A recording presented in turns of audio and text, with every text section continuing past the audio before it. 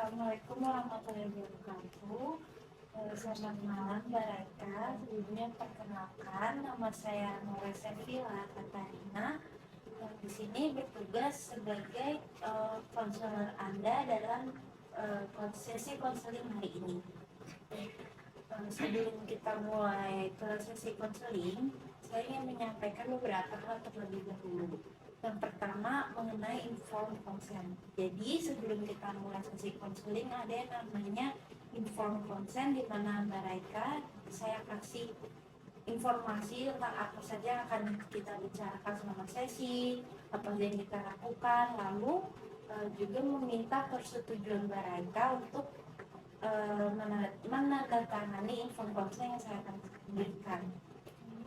Mbak Raika tidak perlu khawatir karena selama sesi konseling ini apapun yang Mbak Raika ceritakan akan terjamin kerahasiaannya.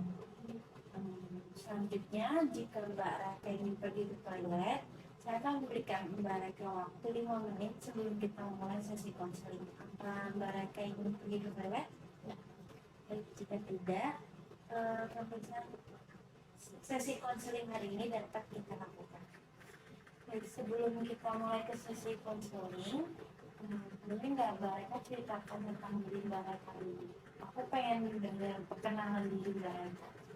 Oke, namaku Rika Baraya, aku anak terakhir, lahir di bulan Juni tanggal 8. Sekarang aku lagi ngambil jurusan di D4 Pariwisata. Kebetulan semester akhir, jadi aku lagi ngerjain skripsi juga. Terus aku ini ceritain secara singkat lagi atau Nggak apa-apa, kalau mau singkat juga nggak apa-apa. Oke. Aku aku sekarang suka main game, kebetulan lagi suka main game. Terus ngisi waktu luang aku juga biasanya sih nyari-nyari penelitian yang emang harus aku masukin di skripsi aku sih. Relevan. Iya, relevan. Untuk kabar Mbak Raika sendiri gimana? Alhamdulillah baik. Ada kesibukan apa sih belakangan ini? Kesibukan belakangan ini karena aku semester akhir, jadi aku lagi nyusun skripsi aja sih untuk sekarang. Kalau boleh tahu progres skripsinya udah sampai mana? Aku baru mau nyusun bab 2 ke bab 3 sih. Oh, masih baru ya. Iya, masih baru. Kalau betul dari kapan memang disuruh nyusunnya? Disuruh nyusunnya sekitar, aku lupa, sekitar 2 bulan yang lalu, setelah lebaran. Oke. Selama nyusun ini ada kendala nggak sih? Jelas ada, karena kan kebetulan aku ngambilnya pariwisata, jadi harus ada satu destinasi yang aku teliti. Kebetulan di destinasi yang mau aku teliti itu di Tebet, dan kendalanya mungkin di komunikasi antara pengelola sama aku, dan ini sih transportasinya ke sana. Kalau itu kan kendalanya dalam hal skripsinya nih. Iya. Kalau dari Mbak Raina sendiri gimana? Misal kayak merasa capek atau apa?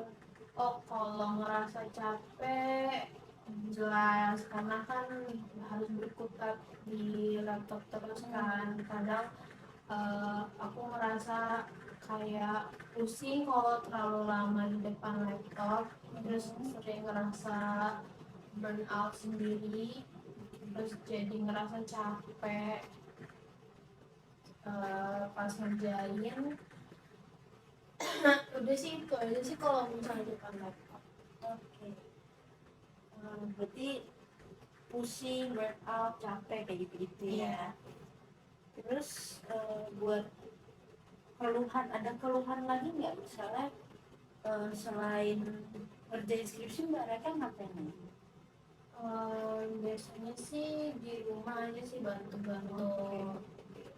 Berarti untuk sekarang ini kendalanya Mbak Reka itu cuma lagi ngestak di skripsi aja Iya. ya? Oke. Berarti kan Mbak Reka udah cerita nih masalah atau kendala yang dialami selama konseling itu ada di kayak burnout, pusing, capek. Menurut Mbak Reka sendiri trigger atau pemicu yang bikin Mbak Reka merasa gitu tuh apa sih? Ada nggak? Kalau aku mungkin triggernya dari jadwal sempro sih, karena kan jadwal sempro kan udah bulan depan, jadi ngerasa kayak buru-buru tapi ngestak. Terus udah gitu dosen aku susah untuk ditemuin secara offline. Sama Mbak Reka ngalamin halangan-halangan yang Mbak Reka rasain ini, ada nggak sih orang tertentu yang Mbak Reka datengin gitu? Eh, Biasanya sih nggak ada ya, karena kan teman satu bimbingan juga biasanya ketemunya di perpus. Jadi kalau misalnya emang halangan mungkin di perbaiki gitu. Dipendam sendiri. Berarti nggak ada emotional support gitu ya? Iya. Berarti Mbak Reka nggak ada orang yang didatengin ya saat lagi butuh emotional support.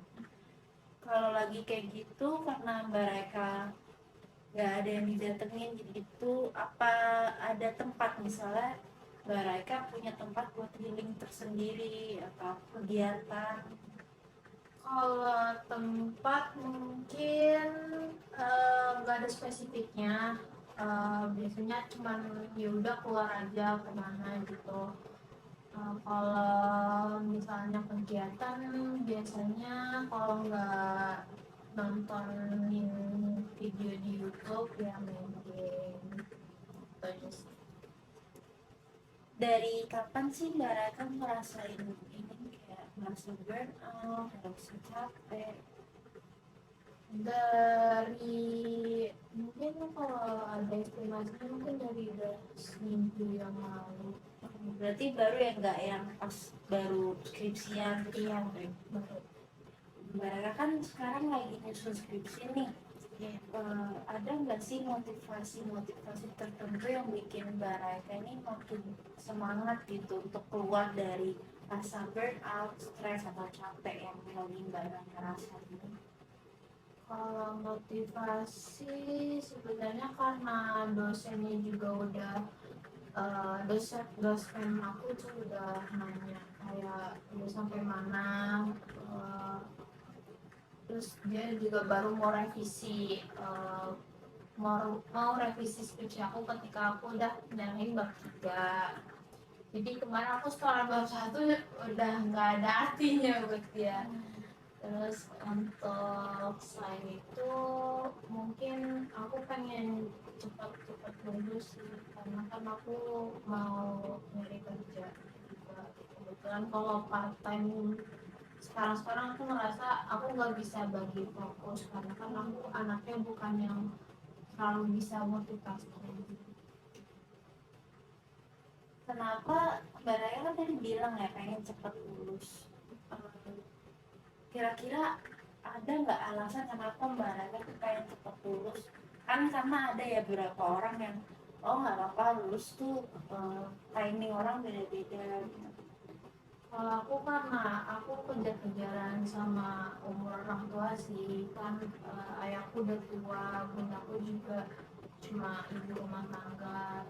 Keluarga aku nggak bisa lagi untuk nambah 1 tahun kalau misalnya emang aku nunggu aku lulus. Jadi sebisa mungkin walaupun emang amit-amit aku nggak dapet IPK tinggi nanti pas lulus, seenggaknya aku udah bisa apply kerja sih. Berarti pressure-nya ada di pengen cepet lulus tuh biar bisa kejar-kejaran selama umur orang tua gitu. Baik, kan tadi kita lagi membahas tentang skripsi ya. Iya. Eh, Sama goals Mbak Raika itu salah satunya untuk cepat lulus biar bisa ngejar target sama umur orang tua. Iya. Buat tanggapan orang tua Mbak Raika sendiri gimana sih sama keadaan Mbak Raika saat ini? Kalau tanggapan sebenarnya mereka nggak nge-push aku untuk cepet-cepet lulus. Cuma aku ngerasa kalau misalnya aku nunda lagi, aku mundur lagi, kasihan ke mereka yang emang menurut aku udah waktunya untuk retire atau untuk istirahat, untuk istirahat aja di rumah. Terus mereka juga paling cuman semangatin sih setiap hari kayak aku bisa, aku bisa, aku bisa.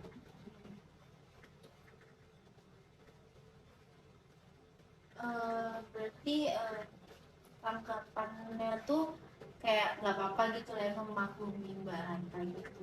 Iya. Untuk Mbak Raika tadi bilang kalau Mbak Raika ini anak paling terakhir ya, anak bungsu. Berarti Mbak Raika punya kakak.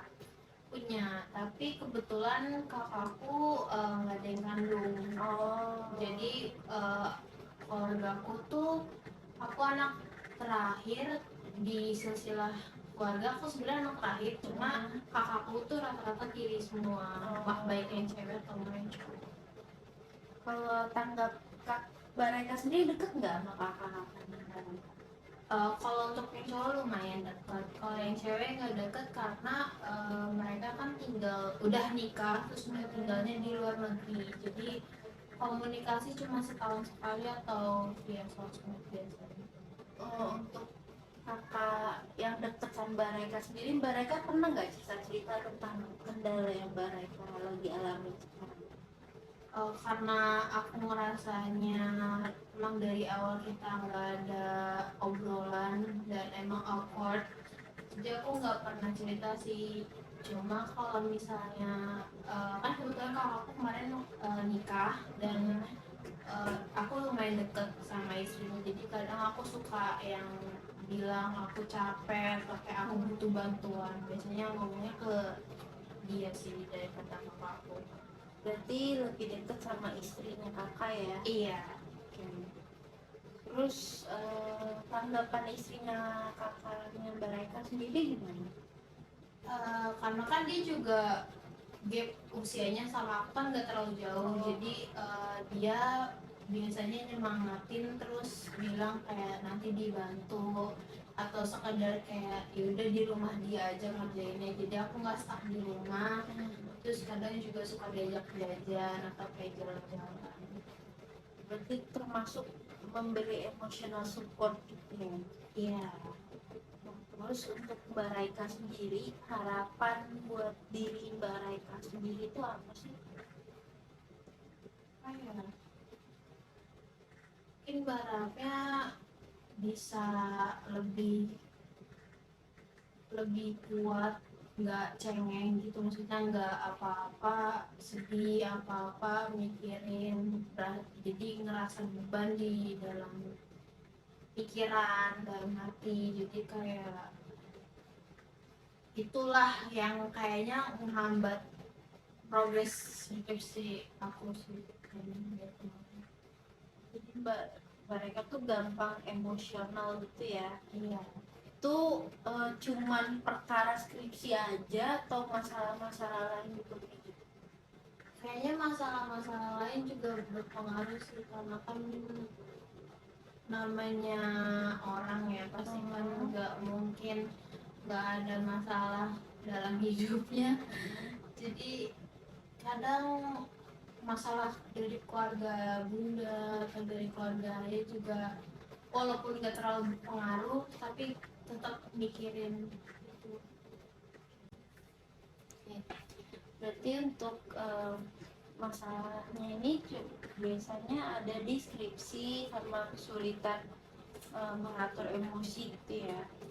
Nah, sama saya mau nanya lagi nih, untuk pertemanan sendiri gimana lingkup pertemanan Mbak Raika? apa baik-baik aja atau dalam lingkup kampus kah atau dalam lingkup seluruhnya? Seluruhnya. Kalau untuk seluruhnya alhamdulillah baik karena punya teman juga dari SMP, SMK juga komunikasinya masih baik. Maksudnya kayak gak ada masalah dibandingkan kalau ke teman SD mungkin karena udah lama terus sempat ada problem jadi nggak terlalu dekat gitu sih. Untuk problemnya sendiri mau diceritakan atau Kalau waktu SD sih mungkin karena masalah anak kecil ya jadi eh, temen jadi bunda aku punya teman, nah mamanya itu nggak suka sama bundaku, mamanya mempengaruhi anaknya mempengaruhi teman-teman kelas aku, jadi bisa dibilang sekitar 1 tahunan dari kelas 5 ke dari kelas 4 ke kelas 5 aku lumayan dijauhin sama teman-teman.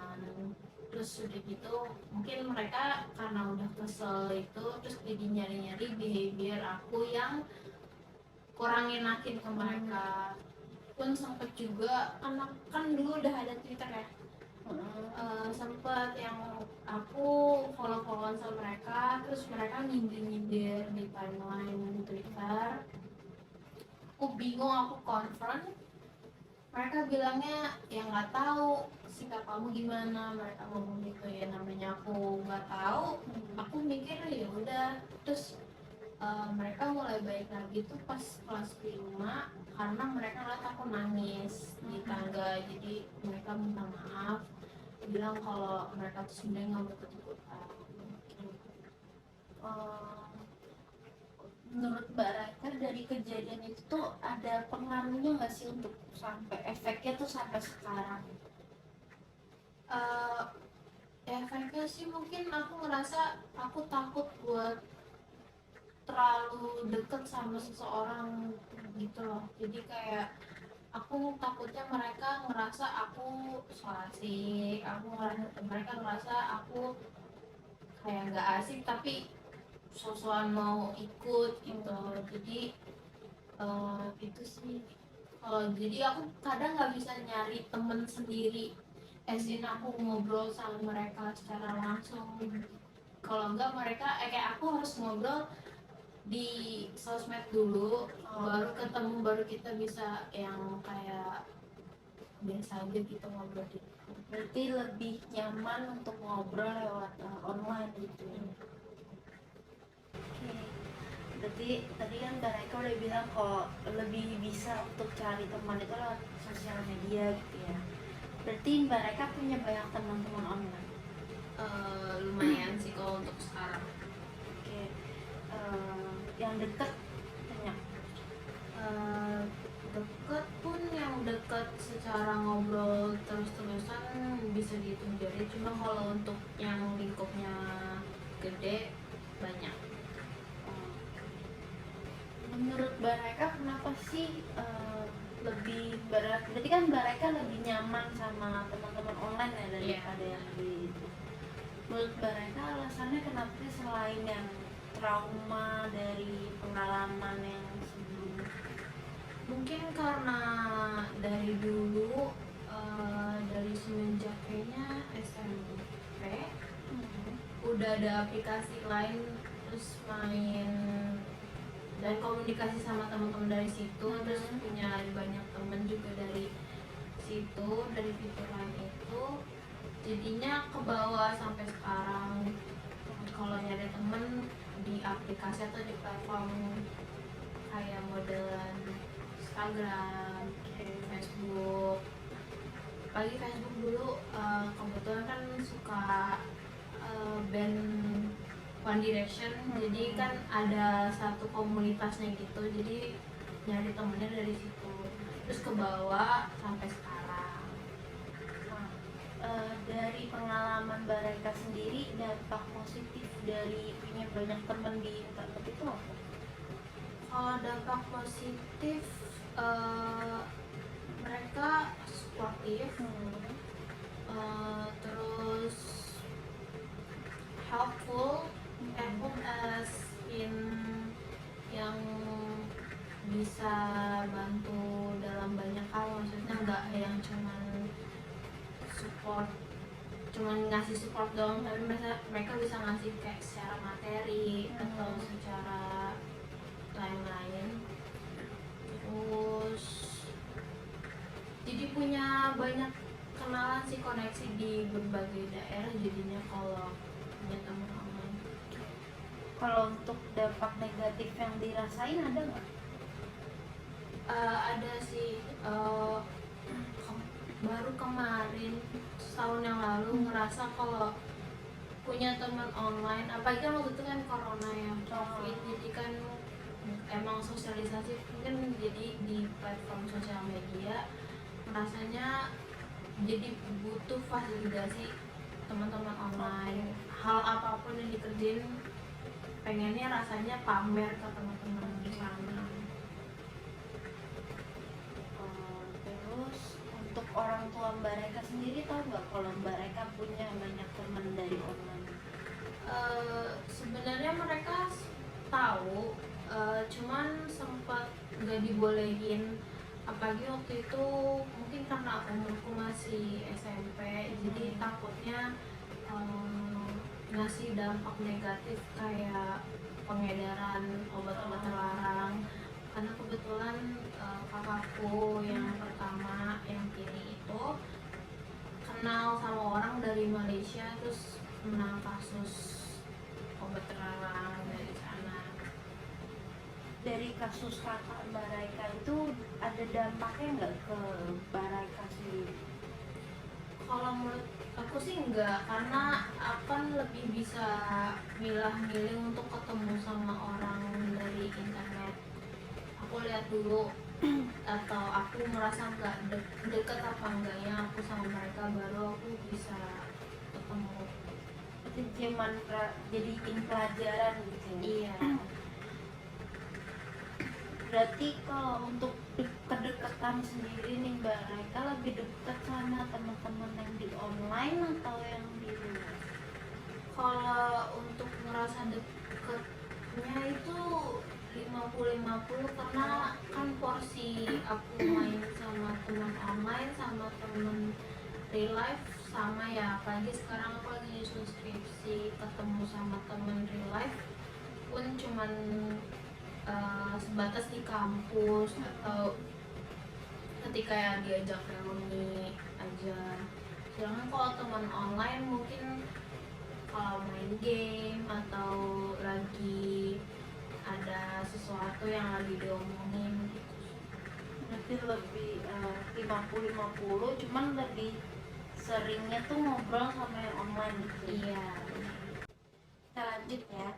Dari kendala sebelumnya yang tadi sudah Mbak Reka ceritakan, kira-kira menurut Mbak Reka ada nggak sih spesifik kendala yang menurut Mbak Reka tuh beneran mempengaruhi Mbak Reka dalam keseharian atau dalam emosi Mbak Reka?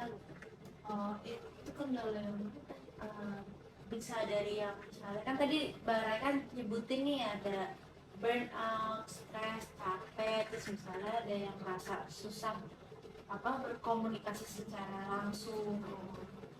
Kalau yang berdampak banget kayaknya yang bagian susah berkomunikasi sih, karena mikirnya udah nggak bakal nyambung kalau ngobrol sama orang, jadi lebih memilih observasi orang dulu baru ikutan ngobrol. Kalau emang misalnya topiknya ngerti atau yang emang bisa jadi topik buat bicara secara panjang. Biasanya topik yang bisa bikin Mbak Raika berani untuk misalnya mendekati orang tersebut atau berani untuk mulai obrolan tuh topik apa? Biasanya lebih ke topik-topik yang nyerempet ke hobi, kayak nonton anime atau main game, atau yang mendengarkan musik kayak modelan K-pop, western gitu-gitu. Jadi bisa yang ikut, oh iya kamu main ini juga, oh kamu dengerin ini juga gitu. Jadi bisa lebih dekat sama orang mungkin dari situ.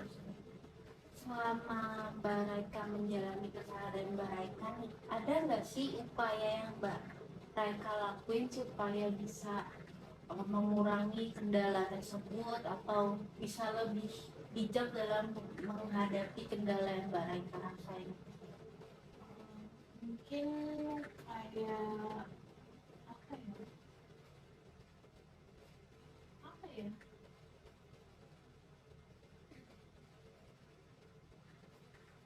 Atau kayak ya udah jalanin aja gitu? lebih kayak jalanin aja sih, terus eh, jalanin aja terus kadang mungkin nyari nyari tempat apa, zona amannya kayak gimana. Untuk ke bagian kayak ke professional health itu pernah nggak kayak kepikiran nggak atau apa udah pernah?